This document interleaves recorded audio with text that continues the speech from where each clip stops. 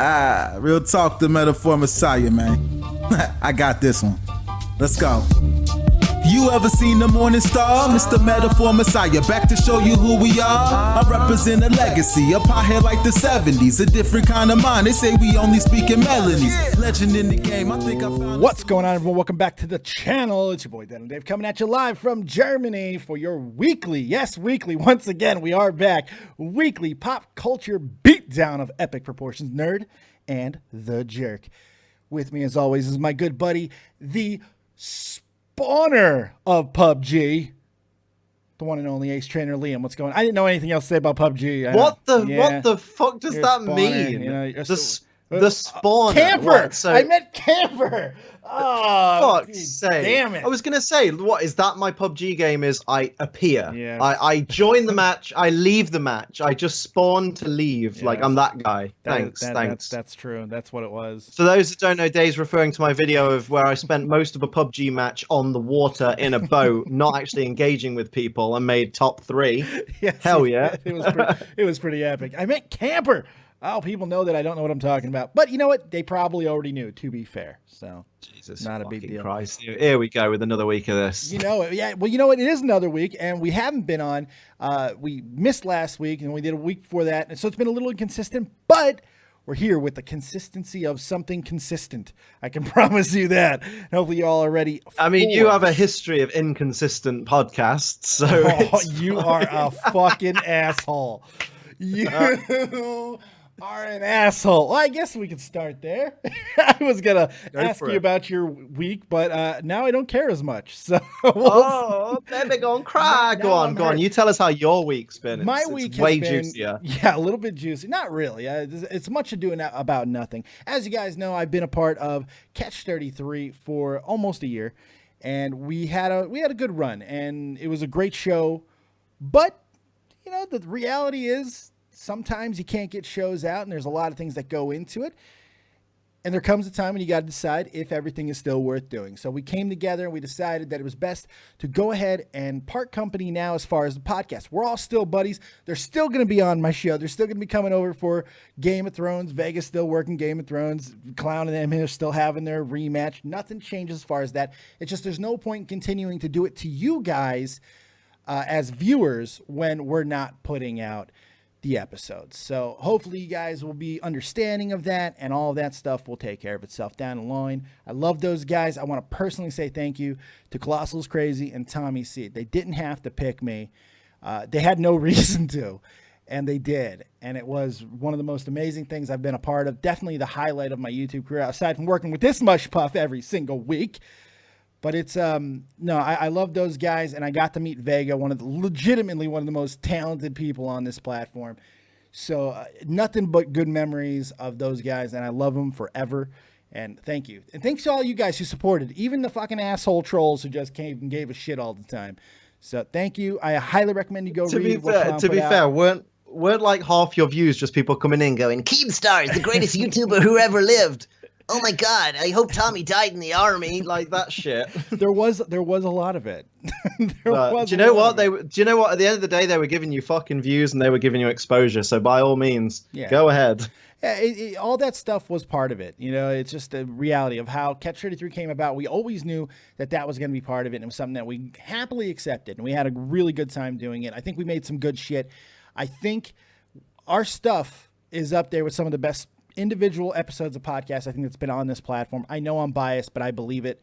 And it's a shame as well, because like the style that you guys were starting to go for as well, with like when Vega did the whole newsroom thing with the animations of you guys, that was really fucking cool and very, very original. But you know, shit happens, doesn't it? You guys have got different schedules, like you say. Like you and Tommy live in Germany. Yes, Clown lives in the UK, but not just even fucking right now. Now he's traversing, travels wherever the fuck he likes. Yeah, he's he's backpacking and traveling and all that. And then you got Vega who lives across the pond. So yeah, it is difficult to get everybody together. Quite literally, Vega was 6 hours behind Tommy and I, and right now Clown is 6 hours ahead of Tommy and I. And that it becomes to a point where it just doesn't make any sense. So why beat our heads against the wall? Why do that to you guys? So it was the right time. And I think it's going to be handled in the right way. I'm very, very happy that we were able to make the journey together. And I hope you guys enjoyed it. So That's the juiciness there. So, how was your week? My week, conversely, has been fantastic. I've finally got back into the swing of making the content that people have been asking for, and I'm fucking enjoying it. I'm actually at a point where I have planned out like a schedule of like uploads and shit, and I'm actually ahead of it. Nice. I have a video ready that's already on my fucking Patreon, because my Patreons, they can see everything as soon as I upload it, whereas everyone else has to wait for the schedule, which is Mondays and Wednesdays I'm aiming for. And the Monday video is already up there. It's been up since like Thursday, and I'm dead fucking pumped. It's like today, I tried to write another video today, and I was like, after a couple of hours of trying to script it, I was like, I'm just not feeling the juice flowing today. So I'm going to take a step back and I'm going to chill for today. Right. And I didn't feel bad, because I was like, motherfucker, I've already got Monday's video done. I got a whole weekend to do this shit. I've got till, I've got Saturday, Sunday, Monday, and Tuesday to get Wednesday's video fucking done. That's a lot. I want to get my aim. My main aim is to get like 1 or 2 weeks ahead of myself. Mm-hmm. So then there'll be like every week, there'll be like 4 videos sitting on Patreon for like people to watch that are ready to go live like the week and the week after, which will be sick. Because then I can just calm down a little bit and not worry too much about uploading. No, that's pretty cool. I think it's cool that when you make changes, it's sometimes you got to evolve. You got to keep moving forward, especially when things get a little bit stagnant for you. So, well, it's about this time last year where I let depression get on top of me, and I stopped. This is where I started to wind down making that kind of content, like my top 10s and things. And it's nice that now I'm getting to that same point in 12 months later, but now I'm the gears are moving, and I'm starting to create again. That's what I'm happy about. That is pretty cool. I'm in a better position than I was. That's always nice. And you know what? I need you to be, because now you're my only big friend. You're That's it. You gotta drag me up the fucking hill, man. Someone's gotta. Fucking I was about to say suck my dick for the numbers, but then I realized that some people will take it way too seriously, because there are some people that are like, oh, Liam's numbers have gone to his head. Mm-hmm. I'm like, dude, I've got 100,000. That's not a big number on YouTube. You see who the big guys are, right? With their 2 mil, their fucking 4 mil. And you're like, Liam's numbers have gone to his head. I am quoted at least once a week as saying, I'm a tiny fish in a giant ocean when it comes to YouTube numbers. So there's no way the only way my numbers on YouTube are in my head is that I constantly worry that they're too low. Right. I've never once gone, I'm a big fucking deal because I'm at 100K. Do you know how many fucking people are there? Like, no offense, Dave, but no, I get it. You'll fucking get there. You're already moving your second channel. Yeah, we got the second channel, Dead on Dave Pokemon. We're only 3 weeks into it, believe it or not, and it's going. And that pretty shit well. gets monetized. Well, yeah, no, not yet, not yet. You got to hit that 10K views. 10K views, and when we get to 1,000 subscribers, which I'm hoping you guys will go sub and help me get there, we'll be able to also use super chat for whatever that's worth. It's pretty cool. I'm really excited about it. It was a speaking of change, it was kind of a tough decision to make, and it's pretty, but I get what you're saying though. It's like that motivation. It just it's there. When you suddenly feel like because the thing is like when you make YouTube videos, there are people that get in there for the wrong reasons. Like I've heard a lot of people say, oh, I really want to make a career out of YouTube. But like when I started YouTube, it was, wow, I just want to do something fun because I've got no fucking interests at the moment. Like right. I've got nothing that I do in the evening. So now that I'm doing YouTube, yeah, as luck would have it, it's now my job. But it got to a point where it was starting to feel a little bit like a job, because it was like, I have to get a video done. I have to get this done, otherwise my channel's going to die. I have to do this, otherwise my channel's going to die. And now it's like, I want to do this. Like I was saying in a stream either yesterday or the day before, I was saying for the first time in probably maybe 6 to 8 months, I was looking at my next video not as I need to get a top 10 done. It was, I can't wait to start this next one. I can't wait to do another project. Like, that's awesome. That's what I've been wanting to feel for ages. It's fun again. It helps. You don't want it to be a grind. You never want it to get to that point where it's just like, my God, if you should never sigh before doing what you love to do. Exactly. Ever. Once you do, there's a problem. You know, I got into this because I didn't want to die. I needed an outlet to talk. I was sitting in a room, a literal dark room, and I needed to express things to a stupid microphone. And it saved me. It saved me in a lot of ways. So it was like, when I see people like, I want to become a famous YouTuber. Well, Jesus, man, you picked the wrong time to try and do that shit. But I'll tell you what. I always wish I'd started like 5 years before. If I knew what it could turn into, I wish I'd started 5 years earlier. Right. But now people are trying to get in now, and it's not the easiest time. But you know what? Going into the first topic of the day, it's getting a little bit easier with certain aspects of YouTube because a major thing has transpired over the last couple of days. For those of you who don't know, H3H3 Productions, that's right, Ethan and Hila Klein, they were sued by Matt Hoss, big jerk. Well, I got to be careful what you say about Matt Hoss. Let's go with Hoss because his actual surname is non-pronounceable. I'm not pronouncing it. It's really impronounceable. Yeah. Hazenzada. Something along those I think lines. it loosely translates to money-grabbing bastard with no talent. I think that's correct. That's pretty good. I think it's spot on. I think it's really yeah. spot on. Parkour douche, I believe, is the dude. Have you watched the video that Matt Hoss was that H3H3 was making fun of and criticizing? Wow, he hit the nail on the fucking head when he called it cringe too. Fuck my life. It really is. My favorite bit of it, in fact, my favorite bit, and credit to fucking Ethan for bringing this up, is the girl's checking the guy out, and she runs her hand along like his shoulders, checking him out, and goes, strong shoulders. And Ethan's like, you realize he fucking scripted that line in where she compliments his strong shoulders.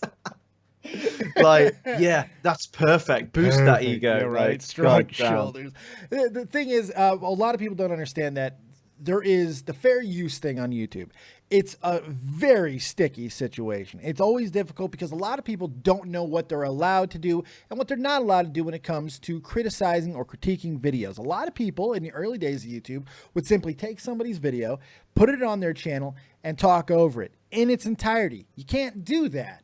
It's even if you're criticizing. Hey, some people are still doing that. There are still reaction true. channels out there that will just have the corner of the screen, like the little bit down here that is the actual video, which plays in its entirety. Yep.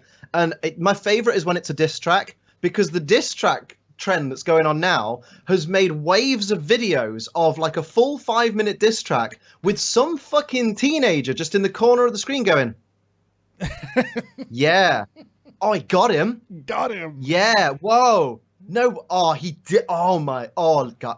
And then just fucking. And I'm like, dude, that's not how anyone listens to music. No. What are you doing? What are you doing, you asshole? Like, just take quotes from it. Just cut bits out. I mean, Ethan made a good point, and they made a good point in the lawsuit, which is the amount of the video that you use doesn't particularly matter as long as it doesn't negate the fact that people who want to see the whole video need to click on the video itself. Like, so like with someone like Jinx that uploads a full video and then just reacts to it, the people watching that don't then need to go watch the original because they've sat and watched it along with Jinx. Yeah. Whereas someone like H3H3, who, okay, he used like 80% of the original video. If you want to see the full thing in order as well, you still have to go and watch the original. So that was where it was like, you're not making a market replacement for the original video. That was the words they used. You're making a critical commentary. Yeah, it's very important. There's a word that needs to get used, and there's actually a really great documentary that was made a few years back about the ill-fated Superman movie that Kevin Smith was attached to. There's a documentary on this. And I'm not even kidding. Like 15 minutes of this movie is just talking about copyright stuff because they had to fight such a battle to be able to use certain clips and such. And the word that you need to know is alteration. And that's why what you just said, the fact that the video was not in order is so important. Ethan knows what he's doing when it comes to these videos. A lot of people don't. So he knew he was in the right. Matt Hoss is an asshole and he does not like being made fun of. So he sued. Even though at the time, he was like 150,000 sub channel trying to sue a couple million sub channel. That's just not a smart thing to do. Yeah. For a lot of different reasons. One, the court of public opinion, all that stuff. But how about the fact that they probably have the money to be able to fucking counter you? which is exactly what happened. They crowdfunded 170K. They did the whole shebang-a-bang. Everybody supported them. FUPA supported them. Everybody did, because they were in the fucking right. And we don't have that a lot on YouTube, where there's a clear right and there's a clear wrong. This was one of those cases. And they fucking won, Liam. They won. And I mean, I personally just wouldn't go after a channel that has a subreddit. Right. Like, if you have a fucking subreddit, the internet is going to be all over that. Because a million sub channel, right? Theoretically, think of it logically, a million plus sub channel with a subreddit, at least 50,000 people are going to be regulars in that subreddit. Yeah. What gets on the front page of Reddit? Something with 50,000 upvotes, which is what they got. Yep. And then who goes on the front page of Reddit? Everybody. Everyone's going to see it. Everyone's going to go, wait a minute. This isn't right. You're suing them for this? Oh, I'm going to help towards this crowd fund. Like, that's how it fucking worked. Matt Haas made a big fucking boo-boo because his channel wasn't going as far as he wanted it to go. And he thought taking down H3H3 would get him the money that he needs.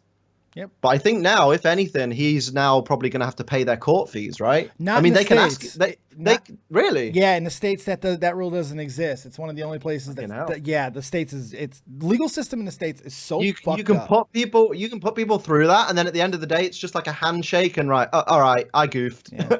That's why it was did a whoopsie. That's why it was so important for them to be able to raise that money, because they still had to come out of pocket for that. That's not now. What you can do after the fact is you could sue for damages, which is what they're going to do if I had to guess. But you know what?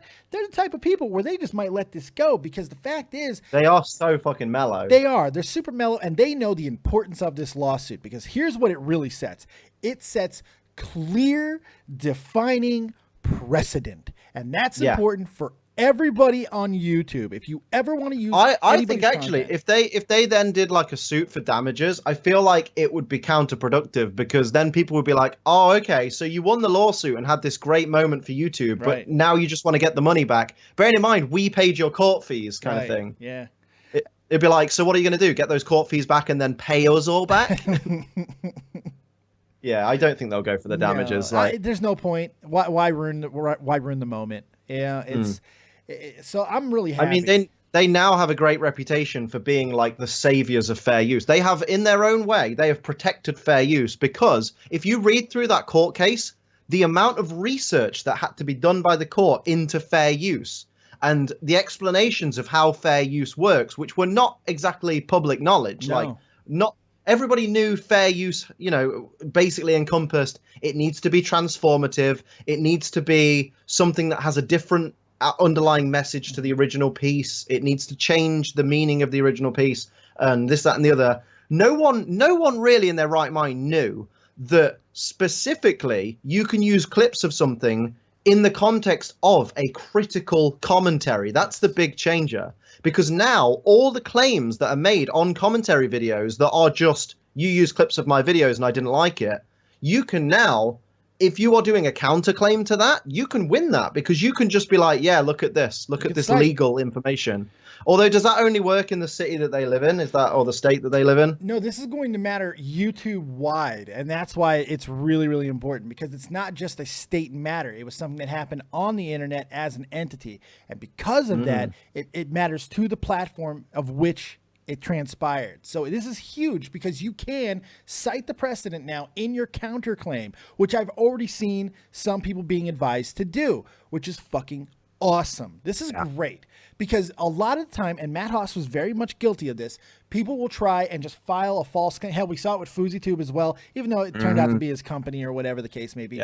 People will use their assets to try and shut people up even when they're in the wrong. They will try to use things that people don't have clear definitions on just because they can't take criticism. Well, now that's fucking shattered, and I am thrilled. Pussies getting pounded. My favorite thing in the world. Hell yes. Favorite thing in the world. In every context you could possibly imagine. Love it. It's absolutely beautiful. Like the other day when Ethan put the fucking tweet out saying we won, video later, it was just like breath of fresh air. Like, it makes you feel so safe on YouTube. Right. You know, for the most part, like, you know, you still got to worry about like saying the wrong word and getting demonetized and things like that. But at least we got one victory in a sea of fucking defeat. Right. I think we've already probably crossed the F-bomb threshold. This one's not getting monetized. That's okay, though. I'm all right with it. That's fine. We are a pair of cunts, so it's okay. There you go. Well done. That's a nice cup you got there. Hey, where'd you buy that cup at? It's a nice cup. Merch link in bio if it's there. I don't know if your merch link is. Bet it's not there. But your link to your channel is, which has the merch link in it. So you know, I'm still a douche. I'm still a douche. But I do have you in the tags this week. I do have you in the tags this week, though. Like my name makes a difference in the tags. You yelled at me last time that I didn't have your name in the tags. Oh, really? No, that doesn't sound like me. No, not even a little. Not even. I would never go on record and say something and later deny it. That doesn't sound like me. Not even a little. Hey, Come on, man. Real quick, guys, I want you guys to do a couple of things. First, I want you to hit that like button if you yet to do so. Yes, I'm going to beg you for likes. I don't care. The other thing, take a look at the new frame. I don't know if you've noticed, but we do have a new frame. It's updated from the previous one that we had. Captain Kirsch, who made the old frame, went even bigger and badder this time. If you notice, there's little animations, there's a little bit of color change, but the whole thing just looks crisp and clean and wonderful. Give a little love to Captain Kirsch, because my God, woman, this is about as good as I could possibly look. It's amazing. Love it. My bow tie moves above my head. It's really great. It makes me probably more happy than it should. Does it move every so often, or does it constantly move? Because it's not moving right now. Every so often. Like the bow tie moves, and then like 10 seconds later, your glasses move. Oh. Yeah, it's very subtle. It's not distracting. I like it. I like it. It's distracting me now, because now I'm watching and waiting for it. Oh, there the glasses go. I missed the bow tie, but there go the glasses. It's the little at least on my screen. Like, obviously it's going to be delayed on the fucking. It's the little pleasures in life. It really is. Oh man. Oh, you've spoken to my girlfriend. Yeah, we're off and running tonight, man. Speaking of which, that's somebody else who's about to hit the 10,000 view milestone to monetization. Oh, so go ahead and watch some of Lydia's videos. Yeah, she's actually like less than 19 subs away from 600 as well. Oh, I'm gonna catch her. I can't wait. I want to catch her really bad. I want to catch her.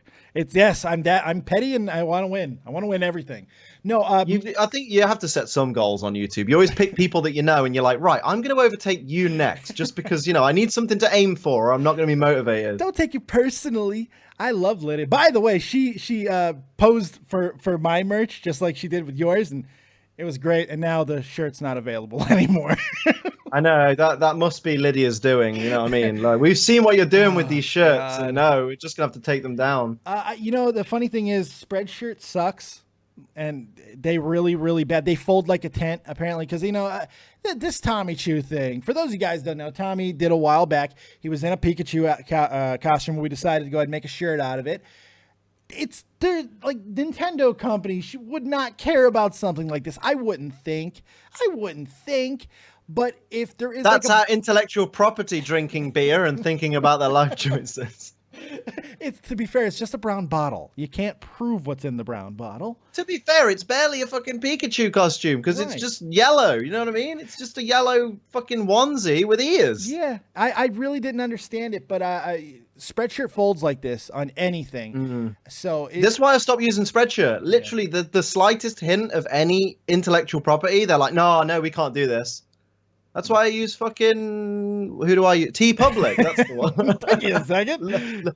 Love you guys. No, I get a bit annoyed with TeePublic though, because I've been telling, right, you know I have the white, like CM Punk style design. Yes.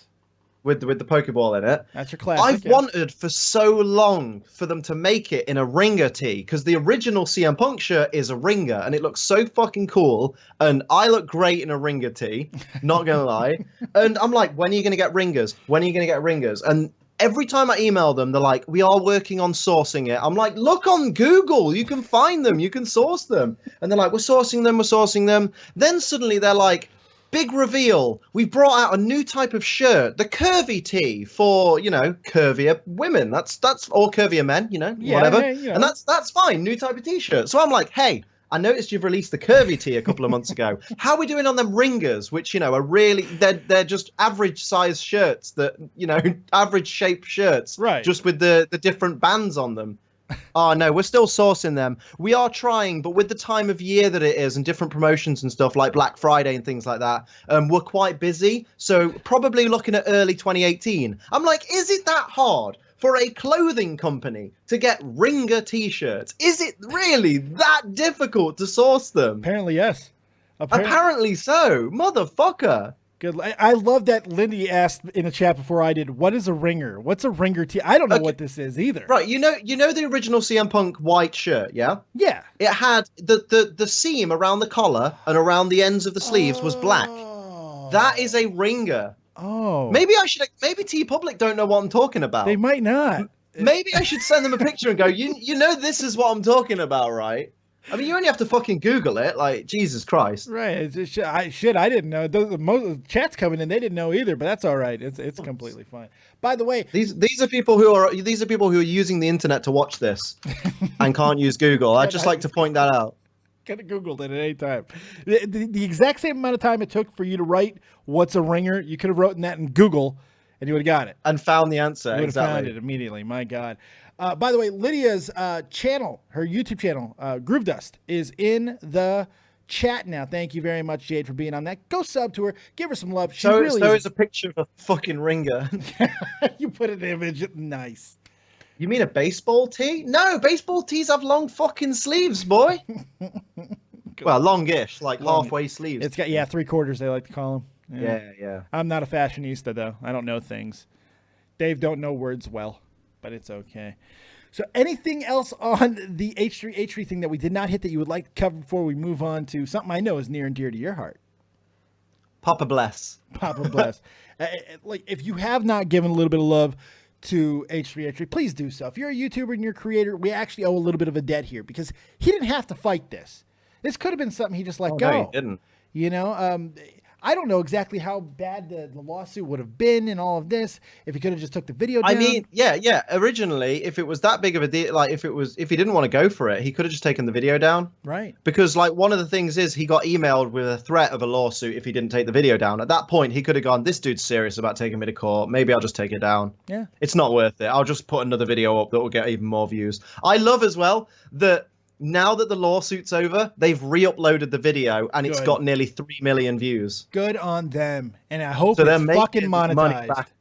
Yeah, oh, it better fucking be. Jesus, man. I'm really happy for it. Like, I'm not always the biggest fan of H3H3 stuff. I like him. I take it or leave it most of the time. But this is important. And it's something that affects everybody. I watch his fucking podcast all the time. Do you really? You watch the podcast? That's the one thing I can't do. I can't. Is it because it's too chill? It's too slow? Yeah, you know, he's a very good video maker. He's a great video maker. One problem I do have with their podcast is that like you're like, oh shit, new H3H podcast, and it's got so and so on it. Like, oh, this week it's with fucking I don't know, Jack's Films and Comment Etiquette, and you're like, fuck me, it's nearly 3 hours long. It's a podcast. It's nearly 3 hours. Like I don't have 3 spare hours. But that's radio stuff. I do like that. He went to a full radio style format. And typically that is what you're going to find. Tony Kornheiser, Howard Stern, they all go for that maximum distance. Why? Because you can monetize the fuck out of it. Commercials, sponsorships, and you could do so many different things. You can go variety. I love that shit. So I actually appreciate that part of it. I just wish that he, could talk and, wish I could get sponsors, but I need viewers first. Like, speaking of sponsors, you know who my sponsor is? WrestleCrate. WrestleCrate.com. Oh shit. It's okay. .co.uk. That's right. And you can use promo code DeadOnDave to not save you 10% anymore, but get yourself a free DVD or autograph. I have a sponsor. Yay. Yeah, they're great. Whose autograph can I get? I think you can't pick, but dude, I got some sick ones, man. I got some really, really good. I got Marty Scurll. I got frickin' Pete Dunne. Trent Seven, fucking. I have somewhere some Bret Hart pink sunglasses signed by Bret Hart. Really? Yeah, one of my old workmates did that for my birthday. Bret Hart was doing his speaking tour around the UK, and I think he came to either Derby or Leicester. He came to your town? apparently. Oh, And shit. yes, it was at the Derby Assembly Rooms, which is like literally like 15 minutes. I'm not telling you exactly where it is from my house. I nearly revealed Lydia's phone number on stream earlier. No, Siri nearly did. I'll tell you that in a minute. But then a couple of days after, like I knew my work friends were going, but I was just like, not really interested. Right. Like I've never been like, I appreciate what Bret Hart can do. Sure. But I didn't grow up really watching him, so I didn't really get on board with the little Hitman Mania kind of thing. Overrated wrestler of all time. Still great. And then overrated. But then the next day they turned up like, we know your birthday's coming up soon and you couldn't go to the Bret Hart thing, and we know you're a big wrestling fan, so here you go. And it was the sunglasses, and it's like to Liam from Bret Hart. That's pretty cool. Sick. Did you smell it? Did the ink smell bitter? I bet the ink smelled bitter. I wore them, and I was like, these, now that he's signed over them, these don't really work. So they're about 4 out of 10 as far as sunglasses go. Does Liam hate Bret Hart sunglasses? Oh, fuck off. But what? I didn't do it this week. In a stream earlier, Lydia was like, "Oh, do you know Isla's number?" And I was like, "I've got Isla's number. I can text it you. I'm not going to tell you on stream." And I thought I'd be lazy, and I was like, "Hey Siri, send Isla's number to Lydia." Then Lydia comes up with, "The mobile telephone number for Lydia Beaumont is," and I was like, no. You gotta remember, Siri's half a retard. You gotta remember this. It's important. God damn, she went hammer. She doesn't like me because whenever I set timers, I call her a bitch. I'm like, "Hey bitch, set me a timer for 3 minutes." Although one time Siri really fucking freaked me out because I was cooking eggs. I haven't boiled eggs in years, but I was like, I'm gonna have a boiled fucking egg. Let's do that. And I'm like, "Siri, set me a timer for 4 minutes. Don't let that egg overboil." I'm like, "No, don't do this." And the thing is, I've set 3 and 4 minute timers since, and she's not said that again. Oh, that's creepy, she dude. Only said it in the instance where I was actually cooking eggs, and it's really upset me. Like, I'm like, dude, that's creepy. Where's the camera? Shit. That's like some Annabelle shit right there. My God. That's Apple constantly watching me through my phone. I'm convinced everything that has a camera. We're being It's called watched. Annabelle. It's Annabelle. Like, Oh, yeah. Everything that has a camera is Big Brother. Oh, yeah, yes. probably. We're being watched. Here you go. I'm watching. I'm letting them watch you. Wasn't that why everyone hated the Xbox Kinect? Because it's constantly watching you. It's always on. Because you always had to have that damn thing on. But the Avengers movie, I think the first Civil War convinced me of this. Because No, not that one. Was it in the Dark Knight first, where he scrambles all the like? Oh, there was that. Yeah, too. He gets Morgan Freeman to scramble every camera phone in the world to like. Morgan was not happy with that. He was like, "I'm quitting." He was very upset. Poor Morgan Lucius Freeman Fox. He's very upset about that whole situation. Still probably hasn't gotten over it. But oh well, what are you gonna do? But yeah, no, they did do it in Age of Ultron, I think, as well. Like, he was. When they got the ship up in the air, they were searching for something. They were like, everything that has a camera in it, we monitor. Oh shit! Yeah, no, yeah, that was Assemble, I think. Yeah, that was fucking. I like that movie. Yeah, it was a good movie. That was a movie I did like. Yay! Like it. No question mark needed. We have the answer. It's good stuff. All right. So now we talked a little bit earlier about you kind of changing directions a little bit and doing some more things on your channel. And one of those things has been PUBG, which is not surprising because PUBG is taking over the streaming fucking world. So fucking good. I mean, the thing is, I agree with the people who say it's not always enjoyable to watch because although if you are a fan of the streamer, and the streamer, is entertaining to watch, then it can be enjoyable because you get in and you see how tense it is. But if you've got someone that isn't really that interesting playing it, where they just sit in silence and don't even talk about what they're doing, they just sit playing it. This is advice. Like, I'm not a big Twitch streamer, but for the people who are small, like tiny Twitch streamers trying to get into the Twitch community, you need to talk, man.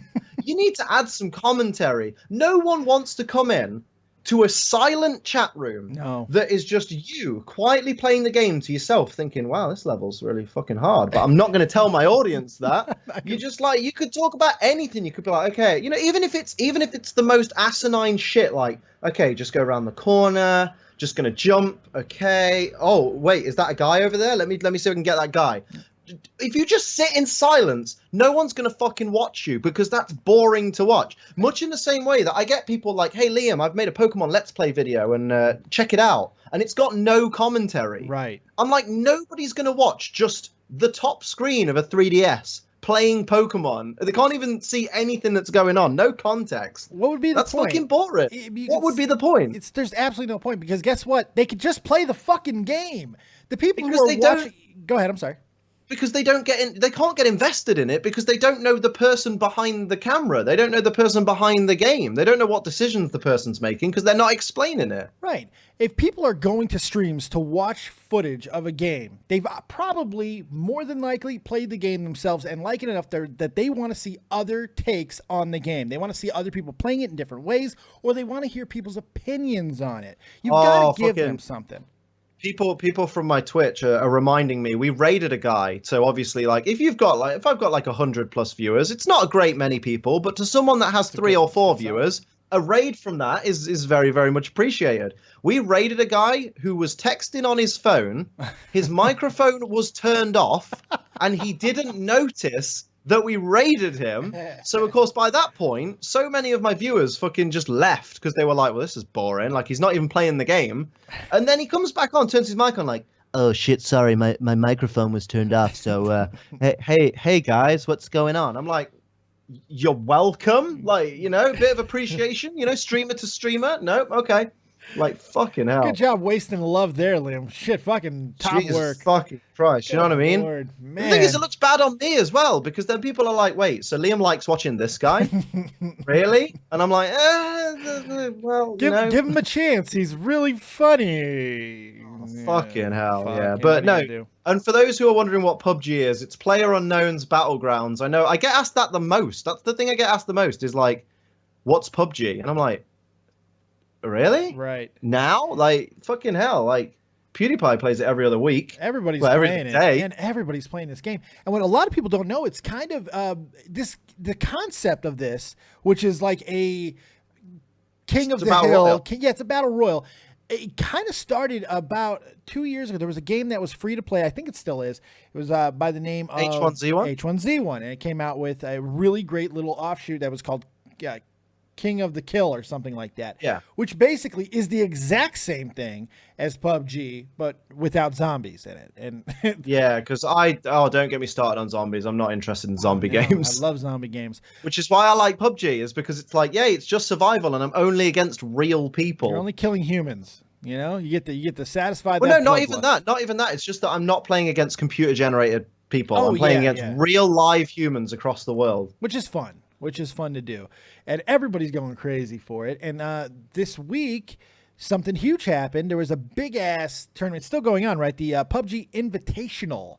Yes, each day they're doing different things. So the first day it was solo players, so it was 100 solo players on the island, or like 80 or whatever turned up. Although anyone that was at Gamescom could just walk in and be like, "Hey, I want to play." In fact, the person who won the day on the solo day. I believe that was someone who walked in that day. They walked in, really? They were like, yeah, I'll play some PUBG. Played some PUBG, got enough points to win the day, and won something like $67,000. That's a good day at Gamescom. That's not a bad fucking day, man. It's like, You know what I hey, mean? what's going on here? I've said for a while, like, I've thought to myself, whenever someone has wanted to talk about PUBG with me, I've been like, this game's so tense compared to all other like random shooting games that I played. Because I've played Call of Duty, I've played Battleground, and I've played similar derivative games like that. But I'm not good at first-person shooters. Mm-hmm. So then PUBG comes along, where it's like, do you know what? This is more about surviving till the end. If you can survive till the end, you can even pick off people, and you can be number one without necessarily being the most fantastic shooter in the world. And as we proved with my boat saga, which I wish had more views, but it's pretty great. It's pretty amazing. But fucking I said all the way through this would make a great esport. Yeah. Wouldn't this work so well as an esport? Like if you could see all the players and stuff like that. Sure enough, oh my god, the PUBG Invitational, where you can see all the players, they can switch from an outward view of the map and the area of what's going on, or they can switch player to player, so you can see each person's screen and whatnot, and it just works so well. Especially with the commentary team they've got as well. They were perfect. Yeah, they made it so fucking high. Man, they seem to really go big on this. And you know what? With a $350,000 prize, which I believe is how much is being given away throughout the entire tournament. Yeah. They decide, usually when a game is relatively new and they do something this big, it kind of fizzles. This is exceeding hype.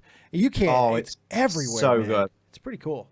I fucking love it. And like just the PUBG Invitational's just been absolutely fucking breathtaking to watch. They had a bit of a hiccup on the first day, and they've been criticized a lot because the people controlling the camera were not really paying as much attention. So there was actually a point where, and it's probably been clipped all over YouTube, Sure, yeah. where instead of focusing on firefights that were happening throughout the different areas of the map, they'd focused on these two players that were either side of a building. One of them would go to one side, the other player that they're trying to shoot at would just creep to the other side. And they were both kind of feeling each other out, but they were there for like 10, 15 minutes of the game, just at the same point. And the commentary team were like what the female, nice. the girl commentator, Laura Scott. Oh, it's not wow, Laura Scott. You're really messing this up. It's Female. I think it's Lauren Scott. I know her last name's Scott. I just forgotten her first name, Avy but she's Scott? good. I just outed myself. No, it's with an L, but she's a fucking L. But You know who Avy Scott is? Great commentator, yes! But she it got to the point where she was like, "We don't want to look at these two guys. Other stuff is happening. Oh, for the love of God!" She just says that over the commentary, and it's like, yeah, someone's fucking up. Someone's getting fired. But to be fair, the second day where they were doing duos, it was even better. Yeah, we're hearing so many good things about it, and it seems like this is going to really kick something off here. What do you think the shelf life is on PUBG, man? Because it seems like it's. I mean, it's Lauren. Yeah, it was Lauren Scott. Thank you, Lydia. Basically, I think with PUBG. Yeah, she is. She is Google. I think PUBG is. I think in its current form, it will last a good year or two. But I think once they get everything finalized, because it's still a work in progress game. It's not technically like a finished product. Yeah. It's still they're still feeling it out. They're still adjusting it and tweaking it. And I think given a year or two, they'll either release a new version of it, or they will do like a massive patch update that just fixes everything that is wrong. And they go, here you go, here's the game. Maybe we'll have different islands. Maybe we'll have new maps to explore and stuff. That's the easiest fix, you know? I just think it's great. I mean, to be fair, though, they don't need to add extra islands or stuff because the map that they've got is so diverse. I think I learned today that one of the yellow squares, if you ever see the map screen on PUBG, they have like the lateral lines and the vertical lines going across. And they're yellow, but each yellow square is a square kilometer. Oh shit! And that map is fucking ginormous. Like if you start on the map and the play area that is like basically there's for those that don't know, you start on this island. Everyone gets dropped out of an airplane, but you can choose which point on the plane's flight path you decide to jump out. You parachute down, and then you've got to find weapons and armor to be able to combat. Otherwise, you've got nothing because you start literally with nothing. I love that. And basically, once everybody's landed, a circle will appear on the map, a white circle, and that is what's going to be the main play area. And then you have like 5 minutes to get to that play area before a blue circle starts to slowly close in to touch the white one. And if you get on the outside of that blue circle, your health starts to go down. And once that circle's closed in, you then get another 3 minutes. And then the circle will shrink even smaller, and it goes smaller and smaller and smaller until you have like literally like probably, I don't know, 100 meters of circle. Yeah. Or until everyone's dead. But and obviously, like the further you get into the game, the more damage the blue will take from you, and the quicker it moves and stuff like that. I'm just trying to look at the PUBG map to see how big it is. It's Running Man in a lot of ways. It's Running Man. You can be stuck on that island. Like it's such a cool concept, man. I'm glad that they were able to find a way because it is a big multiplayer game, which is not always the easiest thing to translate to with esports. That's why I don't think we see as many like the free open ones like this, where it's just everybody in it. It's not team based. The map is 8 by 8. So if those squares are kilometers, that's a 64 square kilometer map. It's a big ass island. Fucking big. I mean, that's including a little bit of ocean. So let's call it like 60 or 55. But still, 55 square kilometers. That's fucking huge. And you used almost none of it when you stayed in your boat. So that was hell yeah. I stayed offshore, man. I stayed in the safe area. Well, I nearly died. What did you finish again? What did you finish on that one? 3rd. Oh, nice. Out of like nearly 100. Oh, That's man. fucking That's sick, not man. bad, man. That's the highest you finished so far, correct? That's for those who don't know kilometers as well. That's 34 square miles. It's a lot. It's big. That's fucking big. It's huge. It's good, massive stuff. It's good, massive Jesus. stuff. My God. So yeah, it's gonna be interesting to see how this progresses because right now it's the hottest thing. Everyone's doing it on Twitch. There's massive views. I want to say that they came close to some record breaking stuff on Twitch with streaming some of this stuff. They were doing so well. It's exciting. Because we haven't. When was the last time Oh we no, had sorry. something new? It's 55 square kilometers is 21 square miles. My apologies. It's okay. Maths, you know. Math. All the math. Math. More than likely, Yeah. Google failed you, if anything else, so it's okay. Yeah. Oh yeah. Definitely blame Google. But sorry, carry on. No, it's been a while since we've had something new that's come in and really got. I mean, like, Jesus, how much fucking Hearthstone can you watch? You know, it's like, Yeah. you know. I know a lot of people are like, "Oh my god, play Overwatch." But like, my whole point is like, I don't play first-person games. Right. The fact that PUBG gels so well with me. I mean, there are now first-person only modes on PUBG. But generally, most people play it in third person just because I find it more fun. But I think that's because I've grown up playing Metal Gear Solid. That's one of my favorite franchises of all time. Yeah. And that's always been a third person perspective. Because I'm not one of these people that's like, I need to be fully immersed in the game by seeing what the character sees. No, I still want to know that I'm playing a game. I want to be controlling a character. I don't have to believe that it's me on the battlefield to enjoy the game. I don't mind if I'm able to see like shoulder and top down. I like this. I don't mind that. If I could just over the shoulder, I could see the shoulder and most of the body. That's my sweet spot. I really like that. I can get a little tough with aiming at times, but still, I'm the same way. I hate first person stuff. Well, I mean, the thing is, with the third person like mode, the main third person mode, you can press V on the keyboard anyway when you need to change to first person. Yeah. That's the only difference. Like with the first person mode, you're stuck in first person and that's it. And I like having the option. Yeah, that's why I was always a big fan of Skyrim and such, because I could switch out and I could just see my guy just fucking wrecking stuff. You know, thing is as well, when you do customize your character and stuff like that, you want to see it. Otherwise, what's the point? As Feisty Pace just pointed out, PUBG actually copied King of the Kill. Welcome to the stream. I already said it, Feisty. Now I'm not inviting you on my interview show. No. Wasn't PUBG made by the people who made King of the Kill? Yeah, I think it was. Like, I think that they didn't copy it. They just went, "This is King of the Kill. Let's just make our own. Let's just make it better and give it a different name." It's the exact same thing. It's the exact same game. I mean, it really is. They just like, you know what we don't need? Zombies. We don't need them. Yeah, fucking fuck. I think it might be the same company. So now, Feisty, I'm not bringing you on my interview show on my Pokemon channel. How about that? That's right. You'll hear more about that soon. And yes, it's King of the Hill, by the way. That's a television show, though. Yeah, King of the Hill is the TV show. King of the Kill is the game. It's okay, though. Nice try, Yoan. I mean, it's the effort that matters, my friend. All right, so anything else in PUBG that you want to hit on?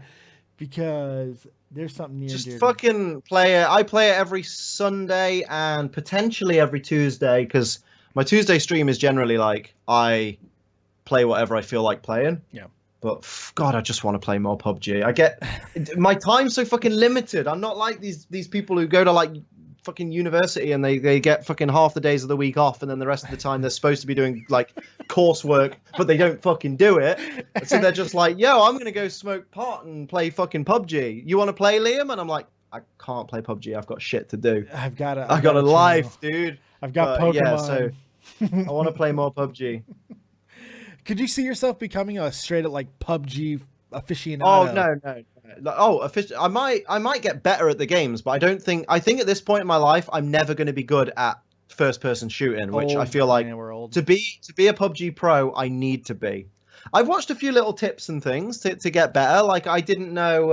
I'll give a couple of little things that I can remember out, which is if you're driving a car and you see an enemy on the driver's side of the car and you want to engage them, instead of stopping the car and then just getting out, which means your character will get out on the driver's side, stop the car, control and 2 or 4 to move to the passenger seat or the rear passenger seat, and then get out, and you'll have the car as cover. There's that one. If you're hiding in cover, but you want to look around in the third person mode, but you don't want your character to keep moving because you're changing the perspective, because every time you change the perspective, your character will shuffle. hold the Alt key on the keyboard and then move the mouse, and the camera will pan, but your character will not move. Another one is if you want to jump a little bit higher, instead of doing the sprint jump, which doesn't always work, hold the forward key, hold shift. Is it shift? Yeah, shift is... No, hold the forward key, the crouch key, which is C, and press the jump button, and they'll do a little bit of a higher jump. I have not played at all. Like people are asking me, "Oh, Super Tobes with a donation. We're trying to make Hunger Games a few years ago with the same concept as PUBG, but with constantly changing maps. But it failed to find a development studio." We also got a super chat donation simply because 3997 tickle my Pringle, tickle my pickle, and give my gherkin a jerkin. Rails is late. Thank you. Damn. Good stuff. The one thing I do like with PUBG is obviously it's a battle royale style game, but I love that there's a frying pan because that just reminds me of the Japanese movie Battle Royale, where like the main character's weapon that he gets given is a pot lid, and I'm just like, damn, this takes me back. I'm wondering if I should give it a shot. I kind of want to play it, but I'm so bad at those games. And no, the thing is, I suck at Call of Duty. Like my kill death ratio on things like Call of Duty and Battleground is my deaths are always double what my kills are. I'm terrible. But with PUBG, it's fun because you do just kind of hang back. You get yourself used to the game. You'll start off with a couple of games where there'll be like 70 people still left on the map, but someone will just kill you out of nowhere. But once you start to work out like the places that you normally go, where you normally feel safe, that you know your way around, you'll get into the habit of going to certain places and avoiding certain places as well, like the busiest places where everyone goes for the best weapons. Don't go on the main street. Like, yeah, fucking hell. Don't go to the school. Yeah, the school is a death trap. See, now, like when I watched it, I'm not good with war games. I've been Iraq twice. I still got like little fucked up things. If I watch war movies or play games, I will wake up in the middle of the night and all that kind of blah, blah, blah, blah, blah. But I have watched some stuff from this, and it hasn't messed with me, and I don't know why. Do you know why I think it is? Because as soon as you said it, I think it's because it's not so much. I feel like it's not, even though it is like weapons. It's not a simulation. It's not really a military game. Like it's almost like the people that you're playing as are effectively civvies. Like it's a very civilian kind of game. It's not so much like we are a military aiming to take over.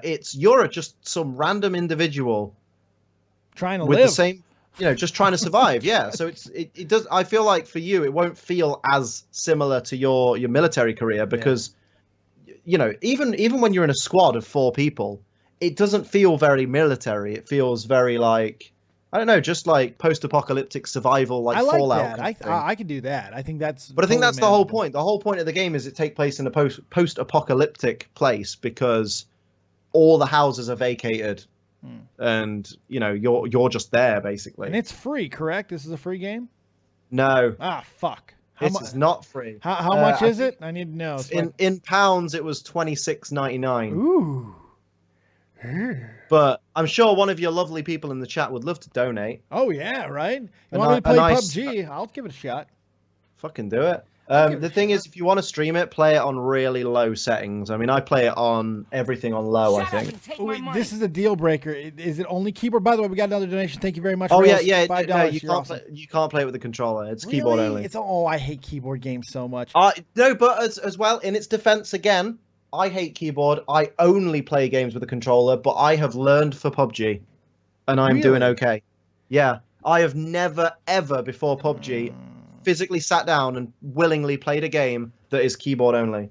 Yeah, Super Suna says it's €30. Fuck. Shut up and take my money. You know what it is? You know what the thing is? Because of the pacing of PUBG, because again, with the 55 square kilometers of land to be on, because you encounter people very rarely, if you're in the right areas, you get so much time to get used to the controls. Because like with if I was going to play Call of Duty with keyboard, I would go in, and because either the computer characters, if I'm playing the campaign, or the online players would instantly kill me because I'm there trying to get used to the controls. Every time I think I've got it, I'm getting shot down. With PUBG, you get so much time to just run across the land with your working out the WASD keyboard section, and you basically just learn that F is your best friend because that's you picking up items and stuff. Isn't Once F you've done always your that- best friend? I think F's always your best Hell friend. yeah. Always But is. yeah, I feel like because you get so much time, you get time to practice Oh, that's kind of cool. before you're in a combat situation. And then like the shooting's really easy because it's just, you know, right click to aim down the sights and then use the left click Oh, that's to fairly easy. shoot. I might have to try it out, man. It's been a while since I played anything but Pokemon. I'm like, I mean, have you talked to Tommy much about it? Because Tommy plays it. yeah, I've a little bit. He knows that I kind of get messed with those type of things, and typically he would tell me if it's probably going to be okay, but he never said anything to me about it, and he knows that I'm just really not into him. But I'll tell you, I do want to play so I could beat his fucking ass because he's always talking shit that I'm a bad gamer. Not a bad gamer. Beat his ass in Tecmo Bowl. I'm a fucking badass gamer. Well, I mean, no matter how good or bad a gamer you are, you have the potential to beat anyone in that game. I can beat him. He's 40. A lot of PUBG is luck. He's about to be 41. I'm gonna beat him. I'm gonna fucking stomp him out. I'm gonna eat his heart. I mean, you want to beat off a 41-year-old? That's totally fine, man. That's your prerogative. It's all right, man. They're easier to finish faster. You know, that works on multi. That's a fucking deep joke. You guys need to be appreciative of that shit. Hey, emphasis on deep. Am I right? God, I love you. Fuck. Got him. Got him. All right, so earlier in the PUBG conversation, you actually mentioned something about, we talked about the update. Oh, a $2.50 donation from Super Suna. Sorry. Oh, also big thanks to Face to Pace and Rails for your guys' donations as well. Small donation for PUBG if you're going to buy it. Thank you very much. Yeah, I was going to say, what's that, like $27.50 to go? We're getting, actually, no, we've had a few. We're actually getting rather close. We're actually getting rather close. Thank you, guys.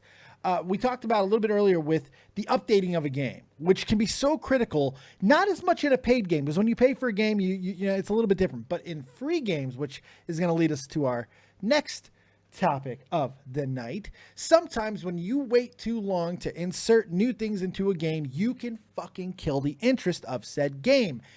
Uh-oh. Yes. We're something near and dear to all of our hearts. Pokemon Here Go. comes Mongo.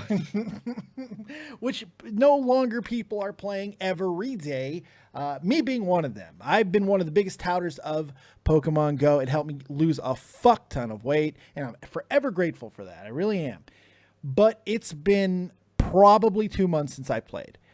I can't catch anything new. I can't hatch anything new. The legendaries do nothing for me because I'm in a small town where nobody does raids. It doesn't work. It doesn't work. So it sucks. Enter the wonderful data miners of the world, because what they do is they go into the game, they look through the code, and they find all of the secrets that they don't want you to know quite yet, and then they tell you all about it. And in the latest version of those data mining, we found out Gen 3 could be coming very fucking soon. Gen 3 Pokemon, Liam. I'm losing my goddamn mind. I need this so bad. But Joe Merrick has not fucking confirmed this. And It's not Cerebi confirmed, so we don't know. Take my money. oh It makes my me- God, Rails. I'm sorry. Rails, $30 donation. Buy yourself the game. Have fun, mate. Fucking legend. Thank you so much. My boy right there. Well, how fucking nice. And I got to watch Roman Reigns get blasted with a chair. That makes me very happy every time I see it. That's really fantastic. Something special. Keep your eye on your screen if you haven't seen that yet. That donation thing is lit, Liam. It's fucking, you're going to love it. I just fucking love Braun Strowman throwing chairs at people. Throwing computer chairs, like office chairs. Yeah, thank you so much for that. It was very kind. So, yes, not yet confirmed, but everything that data mining has done has been correct. What do you The think thing is, though, this? the thing is with the data mines is they've confirmed that Gen 3 Pokemon are in the coding, Yes. but surely at some, like, have they not found anything else? Like, they found the Gen 3 Pokemon, and it's like I know that everyone's buzzing now because they're like, oh my god, Gen 3 Pokemon will be coming soon. We've known this for a long time. It was always that coming. That they plan to release all the generations of Pokemon. Like, they plan to keep it going as long as they can. As long as people are still paying the microtransactions, the game will keep on living and keep on updating, just like fucking every game that's out there. So, like, to me, when they were like, wow, look at this revelation that Trico and fucking Mudkip and Torchic are in there. Of course they are. Because they're coming. They've already said they're coming. But, you know, the internet is the internet. I mean, it's nice that people are getting hyped for Pokemon Go again, but I just want them to get rid of the fucking 7-day streak bullshit. Oh, God, I don't. There are days where I don't go outside because I don't need to. Because I get my groceries delivered, because I'm lazy. Fancy. I get my dog food delivered.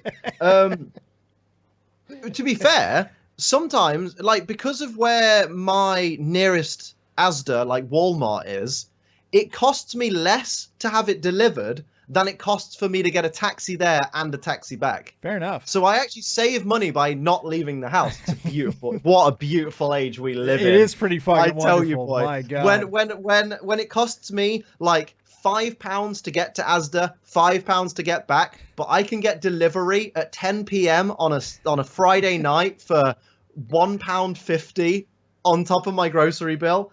Beautiful world we live in. I thank you, Asda. Wait until the drones just bring it like right to your house. That's just gonna be drop it. Just drop carrier it. bag by carrier bag. just dropping fucking apples on my house. But yeah, so I get my groceries delivered. I get So you don't anything that I need in particular. I'm like, Amazon do it, and they have Prime, and it'll be delivered tomorrow, so I don't have to worry that much about it. You know, I'm not going to go out today because it's 6 p.m. or whatever it is. Oh, look, if I order within the next hour, I can get it delivered tomorrow in the morning. Cool, I'll do that. Then I don't even have to wake up early. And just so I get shit delivered, I don't need to go anywhere because everything that is my work and stuff is in my house. Right.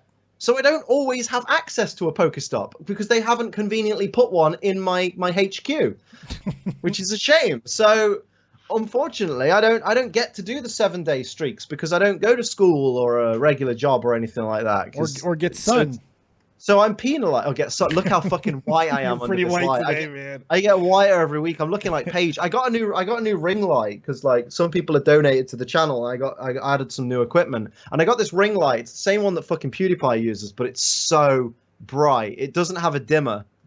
I've been looking for one. I went and got the full fucking is there studio a way, lights. actually, just because I'm too lazy to Google it right now, but is there a way I can dim this by just having a plug that like has some kind of like lower amplitude on it or something? Like is there an adapter I can plug the lamp plug into that reduces the amount of power that the lamp gets to maybe dim it? I don't know if that works. It's got to be a thing. If not, you could put like some dimmer paper over it. I know that's a thing.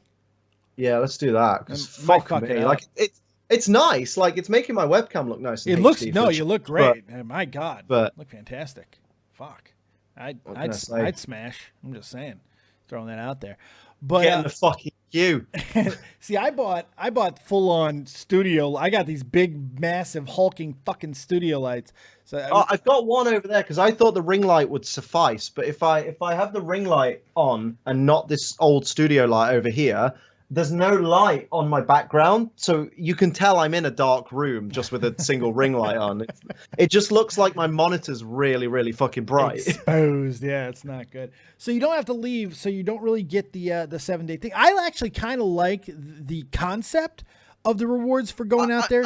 I like it because it guarantees you the rewards, but I'd like the rewards to also be less rare on a normal just swipe of a Pokestop. Well, how about like catch 5 Pokemon in a day? How about get a reward for that? There's no rewards for any of the other streaks. Like, yeah, I could catch 5 Pokemon throughout the day because they turn up at my house, but how about hatch 2 eggs a day? How about today you have a trial of the day. You got to hatch 5 eggs today. If you do that, you get a special reward. You get like 50,000 EXP because Lord knows it's hard grinding in that fucking game. And I wish the game would know when you've got too many of a certain fucking evolution device. Right. Like, I feel like if you have a particular evolution device in your bag, it should not give you any more until you've used it. Because I now have 4 upgrades. I have 1 Porygon with 30 candy. It needs 50 to evolve into Porygon 2.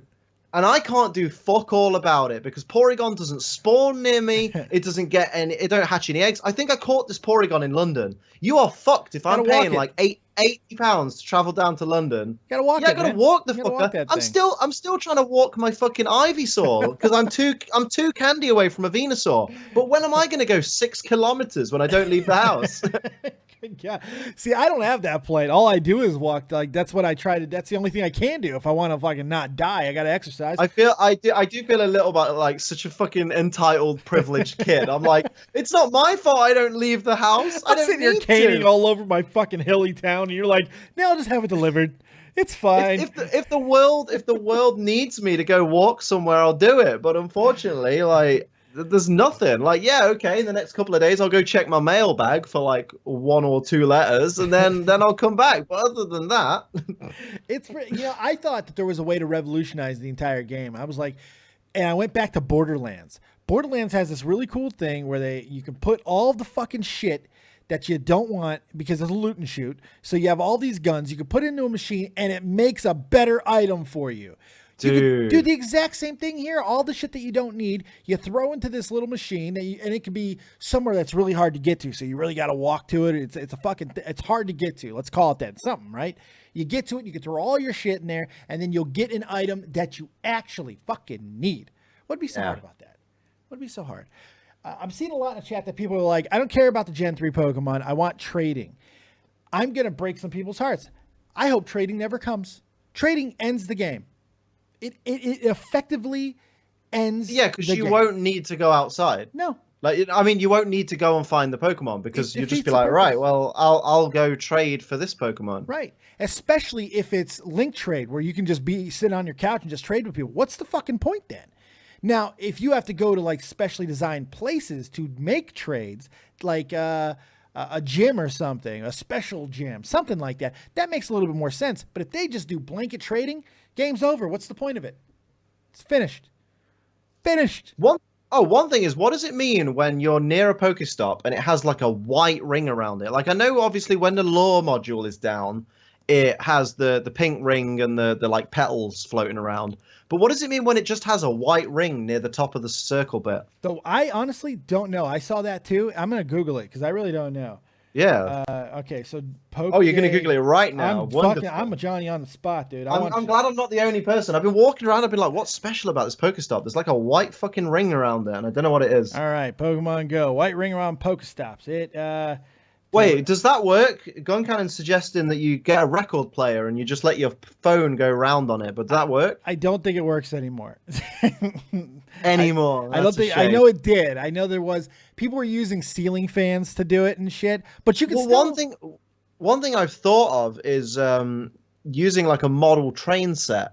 That would work because you could use an RC car. That still works. But an RC car is a bit of a ball ache because you have to control it. But if you have a model train that's set on a loop from one side of the room to the other, you could just turn it on and let it go for ages. But I do have like an old model train that I won from, when you go to like arcades and you get the tickets? Yeah. I got a little train set, but it's too lightweight plastic. Adorable. So you put my phone on it and it fucking flips the train over. And I'm like, right. I love that you tried.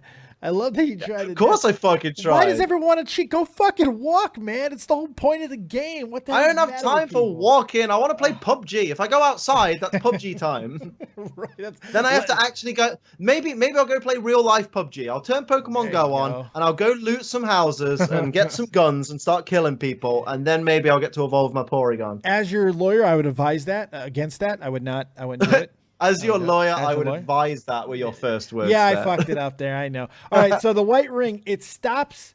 You haven't spun since the gym update. You get EXP bonus.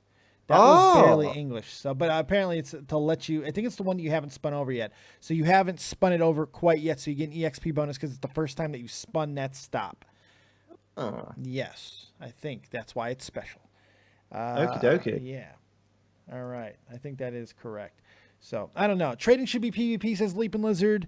White means that you haven't ever used it before. Yeah, that's Lindy's on it, because Lindy is she actually went to that fucking terrible Pokemon Go event in Chicago.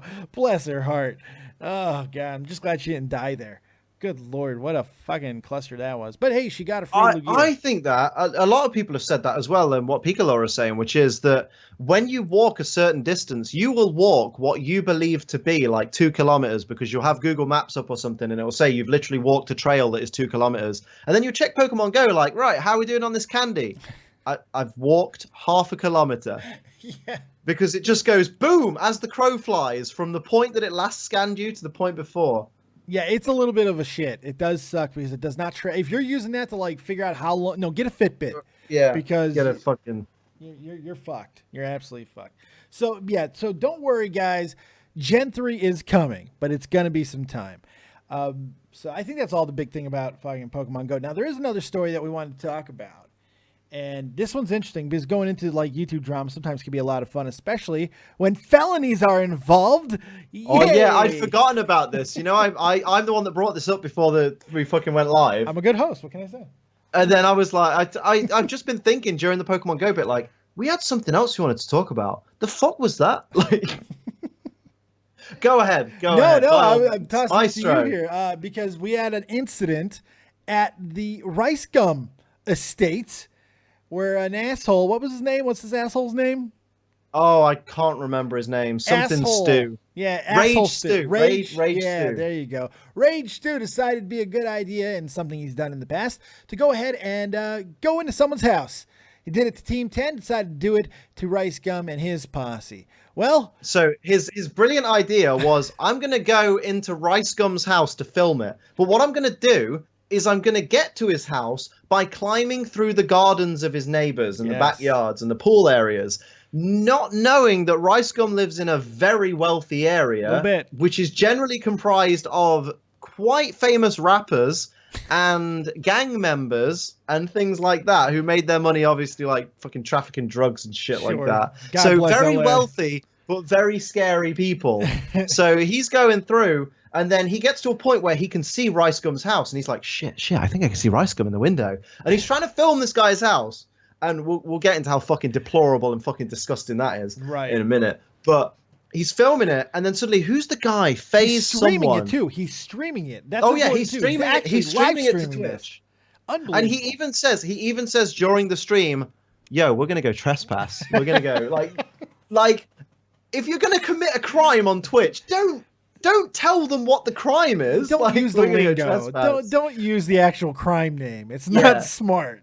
So he gets to Rice Gum's house. FaZe somebody comes up the hill. I don't know which FaZe person it was. FaZe douche. But they're all the same. Someone that lives in the house is walking up the hill to basically go, "Yo, dude, what the fuck are you doing? Like filming a house?" Because the FaZe guy had noticed, he'd heard about the stream on Twitter, and he'd shown Rice Gum, "This guy's filming your house." So while this guy is out streaming, walking towards the Rice Gum's house, Rice Gum's in his house watching the stream and knows exactly where he is. So the FaZe guy comes up to it wasn't FaZe Banks. No, if it was FaZe Banks, this guy would be fucking dead, okay? He'd already at least have a bruise on his neck. Very well done. Nice. That's why he's here. Look at that. Very nice. Swing and a miss again, Yoan, by the way. Fuck, strike two, buddy. Continue, I'm sorry. Leave Josh alone. FaZe Banks. Oh, Josh was asking earlier, what's your intro song at the moment for this? It's Morning Light. Morning Light by Real Talk Metaphor Messiah. Yeah, Real Talk Metaphor Messiah, one of my co-hosts. It's in the chat somewhere. I can send it to you if you want it. But what you could do is you can just go to Bandcamp, type in Real Talk Metaphor Messiah, and go get it for yourself for $1. Go get that shit because he's awesome. Hell yeah. Check him out on SoundCloud as well. Real Talk Metaphor Messiah. All of his information is in the description box. And he's in the chat anyway. I think Real Talk. I've seen him in there. He was, but he's probably not capable of typing right now. Whoo! Did you not see him last night on the show? Oh my god, fucking baked. Oh my god. But I digress. Please continue. Continuing the story, yes. So the FaZe guy walks up the hill to meet the guy, along with some of the neighbors whose gardens have been trespassed in. Some of these gang members who proceed to walk up to him and tell him, "Yo, I'm not a fucking YouTuber. I'm a gangbanger." By the way, gangbanger is weird to a UK ear because in the UK, a gangbang is an orgy. So someone that says that they are a gangbanger is someone that participates in orgies. So when this guy just comes up like, "Yo, I'm a gangbanger," and it's like, "Oh, I don't know how that's relevant, but okay." Hey, I'm down. In America, a gangbanger is somebody who is in a gang. Gangbang still exists, and I mean the word still exists in that context in the States. But yes, gangbang. But yeah, so obviously they threaten him with physical violence and then proceed to deliver said physical violent justice. Yay! And you know what? It's one of the few times that I will condone an innocent bystander, not innocent bystander, but a member of the public getting the shit kicked out of him for what he thinks is no reason, because they had all the good fucking reason. You don't spy on people. You don't trespass in people's houses. He then posted images on Twitter of, like, basically the LAPD came and arrested him like tracked him down with a helicopter and stuff after he ran away, and he spent the night like in handcuffs and stuff like that, and he got home and he tweeted about he tweeted out like I got beaten up for no reason and I've got all these bruises. He showed a massive bruise on his side, although who knows if that was makeup. It could have been makeup. Very, very possible. Knowing with what happens at RiceGum's fucking house. You never know. Never know. But yeah, he showed all his bruises and he was like, the LAPD were nice. The and he was LAPD like, were nice. They stole some of my stuff. Philly D, please help. So Philly D addresses it in his Friday video where he normally just does a recap of the week. He's like, no, I need to talk about this story. Tells the story the way he heard it, which is a guy was streaming, got beaten up by friends of RiceGum and FaZe whoever. And then he's like, but then I heard the whole story and it turns out he was trespassing and streaming it and trying to stream RiceGum's house and get access to it. Fuck that guy. It's just like, mate, you know you done fucked up. The minute I saw it on fucking Drama Alert and Scarce, and the guy was like, Philly D, help me. I was like, Philly D ain't gonna fucking help you. Philly ain't helping you, pal. If ever there's a person who does not advocate going to YouTubers' houses uninvited, it's fucking Philly D. It really would be. Let's talk about the Darwin Award that really does exist with this. This motherfucker's a streamer, okay? And he streamed that he was going to a streamer's house. Liam, help me. I mean, yeah. Like, if you're going to invade someone's property, you probably don't want a live image of your location and plan. They're streamers. This is what they do. How would they not hear about this? How would they not know this is coming? If you have a Twitter following that watch you and watch your Twitch streams, you've got to know someone watching that is going to go, I don't really agree with this. Hey, maybe I'll use Twitter to contact the people who you're about to visit who have Twitters and have access to the internet to watch your stream. So did he not think at any point, apart from the fact that this is completely wrong and deplorable and shouldn't be done, did he not think, what if RiceGum sees this? They're watching it. They're just watching him struggle up the hill. Oh my God! Watch him hop over into someone's pool area. Oh, it's wonderful. He at one point he's like, "Oh, I don't know if the people in this house are actually there watching me. I think I saw someone inside. I think maybe they're just watching me." Yes, because you're in their fucking garden. No, it's so wonderful. The levels of stupid here is really, really special. I'm gonna make it perfectly clear, right?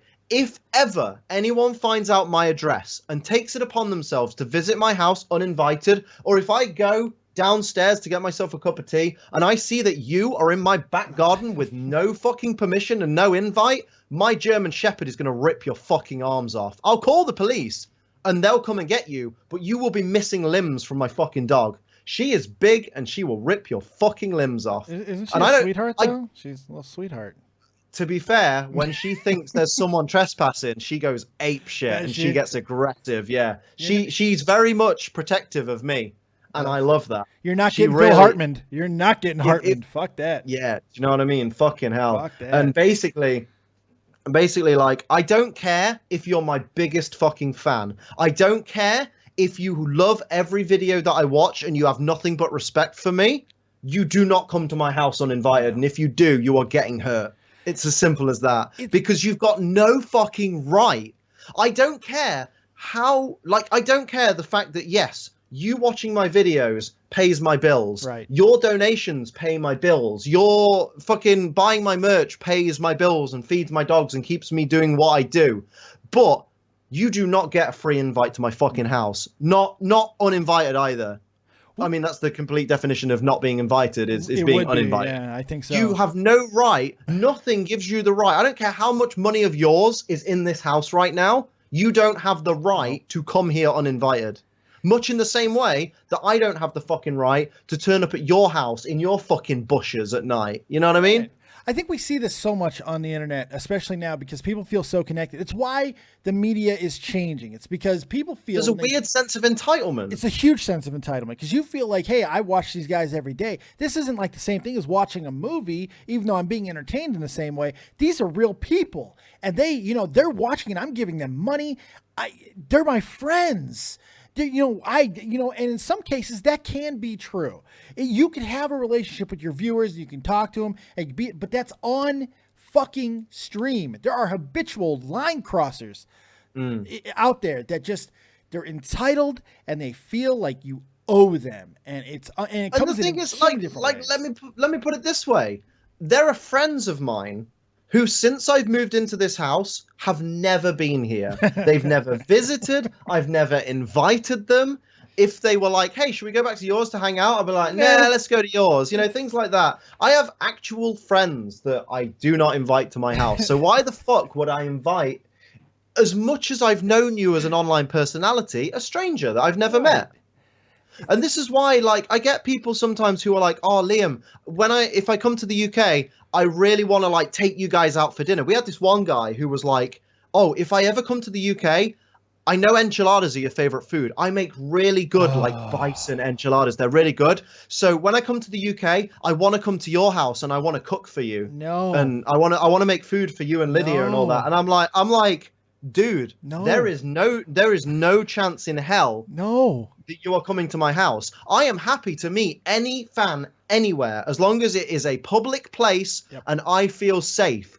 You cannot bring me food. Do not bring me food. Better yet, a structured event. Oh, I told you about the rat poison stuff, didn't I? Fuck that shit. Yeah, fucking hell. And I love food, but no, I will not eat anything that you bring me. But like, just as simple as like, it's just not. You can't just feel entitled to come to someone's house. No, you really can't. It's as simple as that. Even if you're friends with someone, like, I mean, like, it's as simple as like, if like fucking Phil or someone just came to my house uninvited without letting either me or Lydia know he was even thinking of coming round, I'd be a little bit like, whoa, you know, I had fucking like plans to do stuff today. Like, I don't understand it. I don't understand how you can even turn up at someone's house uninvited and think, like, do you even think, all right. Do you even think, what if they're not in? What if they're not home? I've come all this way for nothing. Like, do you just think, oh, he's going to be in and he's going to welcome me in and go, hey, I'll put the kettle on. Let's have a cup of tea. Right. No, I'm going to go, who the fuck are you? And then the minute you go, oh, it's me from your streams, I'm going to be like, but why are you here? Oh, I just thought I'd come round and visit. Did I invite you? Well, no, you didn't, but I just thought it'd be cool. You thought wrong. Right.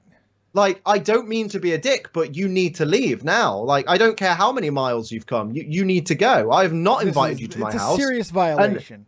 And if anything, turning up at my house unannounced is like, okay, you are now never welcome here again, because I don't want you back if you're going to be this creepy. Like, it's really fucking weird. You're right to call the cops, because there is a word for this, and maybe you're not going to like it out there, people, but the reality is, if you start by watching somebody on the internet, you are so enamored with them that you are compelled to go to their house without their knowledge because you found their address in a way that they did not give you.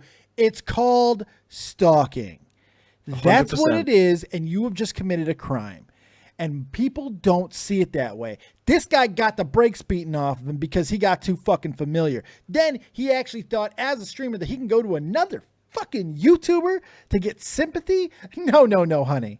I'm sorry. That's just not how the world works. 100%. Like, I agree with what the people from my streams are saying, which is, if you do that, I will ban you from everything. You won't be able to I'll completely block you, so you can't watch my YouTube videos, you can't watch my streams, things like that. You'll be completely banned from everything. You'll be blocked on all social media, because I will want nothing to do with that. I'll be like, okay, that's one person who took fandom way too far. Yeah. It's fucking And that's crazy. not like I know there are a lot of people who are like, yeah, but Liam, when you were starting out, you know, we talked a lot because, you know, it wasn't like that. And, you know, there shouldn't be a divide between friends and fans and stuff. And it's like, it's not about that. And it's not about, oh, so-and-so's got numbers and now they don't want to know people. This is my house. This is the most private part of my world. Right. Like, and if it's not somewhere that I will even invite like friends to quite often, why would I invite people I don't know?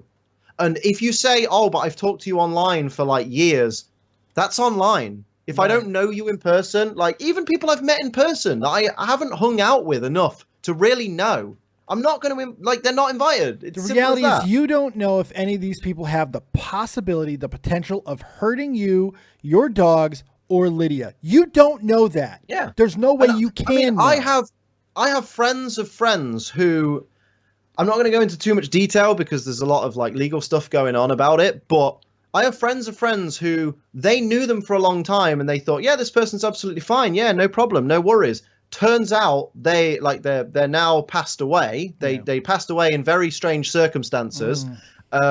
which they think may be suicide, and found in the car that he committed suicide in a blood-stained knife, which they've said could only be done by stabbing someone. It's not like stained with blood spatter from the accident. It's like this has been in a person. And you're like, that's a person that someone I knew. That's somebody that they were close to, that they were good friends with, and they never had any fucking idea that they were capable of doing something like they did. Right. And it's like, if that's something that happens to someone you've known a long time, why would I let someone that I barely know into my home? Makes no Simple sense. as that. By the way, we got a $1 donation from Tobes, who is actually on his way to Germany, and he said he's going to cook me dinner on Tuesday, and hashtag bottom for Dave. I am a power top, so he's in luck. He's in luck. You'll be the red top of that Pokeball. Man, he really wants to fuck me. I'm a little bit nervous here. He's going to show up, Liam. We're talking about something that might actually happen. It's kind of scary. Picalora says, when you meet someone on Tinder, you don't really know who or how they are. No, different. But there's intent there. There's intent. There's intent there, and also you don't meet someone off Tinder at your fucking house. And if you do, you're an absolute fucking moron. When you meet someone off Tinder, you go to the most public place you can think of, which for me, I'm like coffee shop. If we're in a coffee shop, it's going to be busy. It's going to be full of people at any time of the day. I will feel 100% safe. You will feel 100% safe. And that's where we meet and get to know each other. And we both, because Tinder, you can't communicate with someone on Tinder unless you both swipe right to say you're interested. So you know that both those people are interested in starting some form of relationship. And even if you do go at the house, the fact is you both went to a website that you are both having the intent to meet with them. It's not the same thing as having an entitlement to meet a fucking YouTuber because you like them. That's not the same thing. It's apples and fucking watermelons. It's just a completely different thing. But, you know, there is it's still the internet and you're still strangers, but you're intending to meet that person. Yeah. So, and it's terrifying. It's actually quite terrifying. Yeah, because like the YouTuber house situation that's a situation where only one of you is intending for this interaction to happen.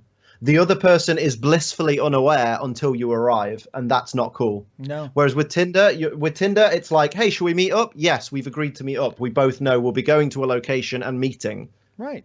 It's called a date. It's an agreement. It's not a fucking stalking trip. You wouldn't go out to a coffee shop and just sit down at a random table and go, we're now on a date. Right. Like, how you doing? Hopefully how you doing? It. I mean, if that works for you, by all means, more power to you. Hey, but if you got that type of gang, swing away, I guess. I don't know. But fucking, I'm glad Philly D handled it the way he did. The reality is we had 2 YouTubers in the past week that did something positive for the community. And you might not see that they both are, but the reality is what happened with Ethan is a huge fucking deal for anybody who believes in fair use and not getting fucked over by people who can't take criticism. And the reality is here with what Philly D did, he made a staunch goddamn hard line fucking stance that this shit is not acceptable even for a stream, bro. It doesn't work. And the guy lied on top of it. Good on you, Philly D. Good on you. Hell yeah. So I don't think we have much more to talk about. Anything that we may have missed from this week, all the things. What did we got, Liam? Anything else? Fucking nothing, mate. Apart from, like, aside from the blatant, is the bruise real? Is the bruise not real? No one fucking cares at this point. It so doesn't matter.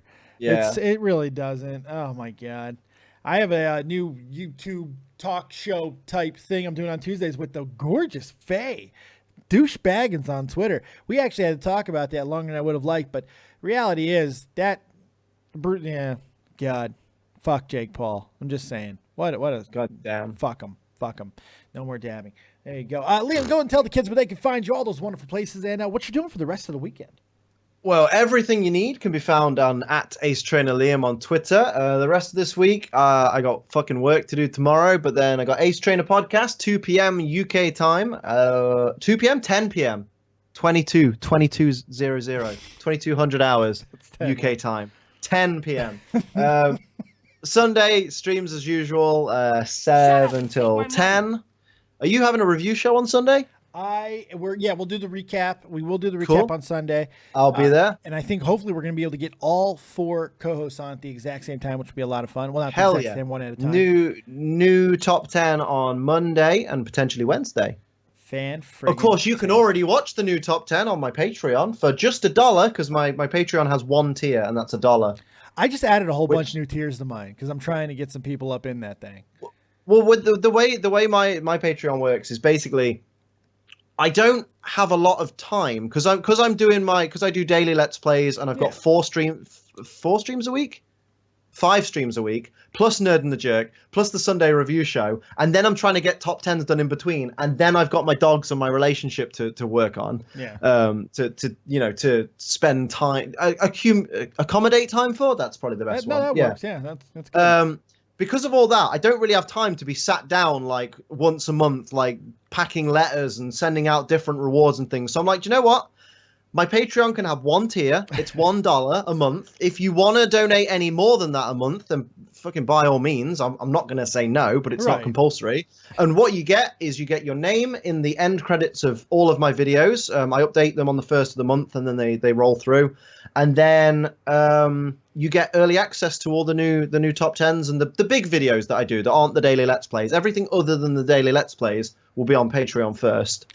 I just switched up my Patreon. I just added a whole bunch of new tiers because while you have a busy life, I do 2 streams a day, each and every single day. Got a family and all that, but god damn it, I have people who will do things for me. So like my big new one is, just in case somebody wants this, Jade Rabbit is quite literally one of the best breeders I know. She's an absolutely fantastic Pokemon breeder. So we have a tier where if you want something specifically made to your goddamn specifications, you get that and everything else that's in the tier, which is getting your name in the credits, a monthly live stream that's just for patrons. We'll bring into the Discord, and you guys, just for you, it'll be live, and you can ask all the questions you want, things like that. Follow on Twitter. It's a $50 fucking perk, but you get everything with it, and the amazing Pokemon bread by Jade Rabbit. So we're trying to do a whole bunch more things with Patreons. I like Patreon as a tool. I think it's a fantastic way to give back, and like this for that. It may not be a t-shirt, but it is a cool little thing. So, but I like your way of doing it too, because it's just kind of like, do what you think is right, and this is what you get. I like that too. Yeah, like it makes it more accessible for people as well, because some people look at Patreon and they go, oh, I don't really get anything unless I donate like $5-10 a month, and I can't really afford that. Whereas I'm like, $1 a month, people can afford that. Sure, no pressure. You know what I mean? It's like one less fucking soda a month. Feisty says, it says your podcast starts in 30 minutes. What the fuck? Good job. Did you put the wrong date there, Mush Puff? Well, apparently the wrong time as well, because apparently, what the fuck? God damn it. Well, fucking. Oh, but you can find it all at fucking Ace Trainer Liam on Twitter. Jesus fucking Christ. I hate YouTube's fucking interface for streaming. It's so easy. Thank you guys very much for joining us for another Nerd and Jerk. We're back on a consistent schedule. I don't think either one of us has anything coming up that's going to preclude us from missing one for a little while. So we'll be here for your faces each and every Friday for your Nerd and the Jerk. Everything that you want out of a pop culture show and a hell of a lot more. Thank you very much. Liam, thanks as always. Fantastic job, my friend. I'll see you Sunday. Hell yeah. All right, guys, and I'll see the rest of you tomorrow because it's Marathon Day over at Dead on Dave Pokemon, the brand new Pokemon channel. Come check it out. Sub me. I need help. I got to catch Lydia. I want to catch her. It means a lot. We got interviews coming starting very, very soon. Interviews with some of your favorite Poketubers, including this one right here. So excited. We're going to get deep, guys. We're going to get deep. So stay tuned for more news on that. Thank you very much for joining us right here on Nerd and Jerk. We will see you next time. Keep it copious, folks. And remember, as always, if you don't have talent, have talented friends. Fucking A right. See you next time. Take us home, Santa Claus. Peace.